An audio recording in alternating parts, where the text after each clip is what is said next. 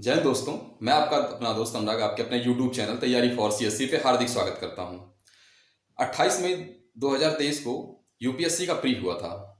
जो ये यूपीएससी के इतिहास का ऐसा पेपर था जिसमें बच्चों के तोते उड़ा दिए, और उसमें मैं भी था।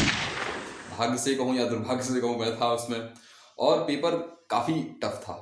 जीएस भी था, वो भी काफ़ी टफ था। सीसैट भी था, वो भी काफ़ी टफ था।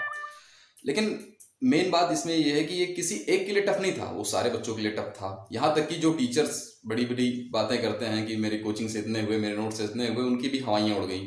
तो अब इसमें क्या हुआ है कि जो सीसैट का क्वालिफाइंग पेपर था, पहले तो सीसैट का पेपर 2012 में इंट्रोड्यूस हुआ। तो उस टोटल जीएस का 200 नंबर, सीसैट का 200 नंबर, उसमें मिला के 400 नंबर में मेरिट बनती थी। लेकिन रूरल बैकग्राउंड के बच्चों, हिंदी मीडियम बच्चों के प्रोटेस्ट करने के बाद 2015 से सीसैट को क्वालिफाइंग किया गया, और उसमें क्वालिफाइंग में 33% आपको लाने होते थे। अगर 33% नंबर आपके हैं तो आप क्वालिफाई कर जाएंगे। लेकिन इस समय बात चल रही है कि जो 33% है, पेपर इतना हार्ड होने के कारण इसको 23 से 24% के बीच में किया जाए। इसके खिलाफ एक छात्र हैं यूपीएससी के प्रिपरेशन करने वाले, सिद्धार्थ मिश्रा। इन्होंने यूपीएससी के अगेंस्ट कैट में, सेंट्रल एडमिनिस्ट्रेटिव ट्रिब्यूनल में, एक याचिका दायर की है। कैट 1985 में बनाया गया। इसको आर्टिकल 223A के तहत गठित किया गया। ये संसद के द्वारा कानून बनाकर ये संस्था बनाई गई। इसको हाई कोर्ट और सुप्रीम कोर्ट के बोझ को कम करने के लिए बनाया गया था। इसको हाई कोर्ट के बराबर शक्तियां हैं, और ये प्रशासनिक अधिकारियों के रिक्रूटमेंट और उनसे जुड़े हुई सब समस्याओं पर ये सुनवाई करता है। तो कैट में ये याचिका दायर की गई। इसमें 2-3 आर्गूमेंट दिए गए सिद्धार्थ मिश्रा की तरफ से कि सीसैट के सिलेबस में मेंटल एबिलिटी चेक करना होता है, कोई विशेषज्ञता चेक नहीं करनी होती है। दूसरा कि इसके पेपर को दोबारा से कराया जाए।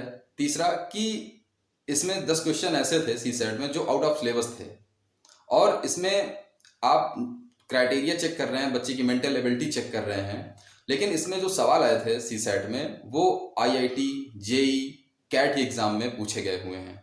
तो लिहाजा एक एक्सपर्ट कमेटी से इसकी जांच कराई जाए कि जो है इतना टफ पेपर क्यों था जिससे बच्चों को प्रॉब्लम हुई, और इसका जो क्वालिफाइंग एरिया क्राइटेरिया है 33%, इसको 23% पर किया जाए, 24% पर किया जाए।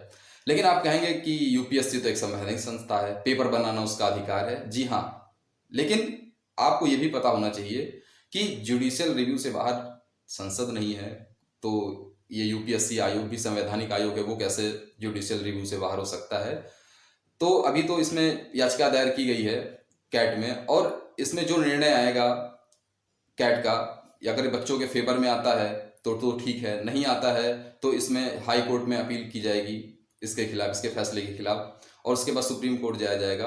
तो देखिए आगे क्या होता है। हालांकि यही सिद्धार्थ मिश्रा जी ने यूपीएससी के खिलाफ पिटीशन दायर की और अपने 3 आर्गूमेंट दिए हैं कि या तो सीसैट का पेपर फिर से कराया जाए, और इन्होंने अपने सिलेबस से हटके बच्चों को से सवाल पूछे हैं। अगर इसमें 10th लेवल का इसमें टेस्ट करने को उन्होंने सिलेबस में बोला है, लेकिन अगर ऐसे सवालों को बच्चों को दे दिया जाए तो वो जेई मेंस तक के बच्चे सॉल्व नहीं कर सकते हैं।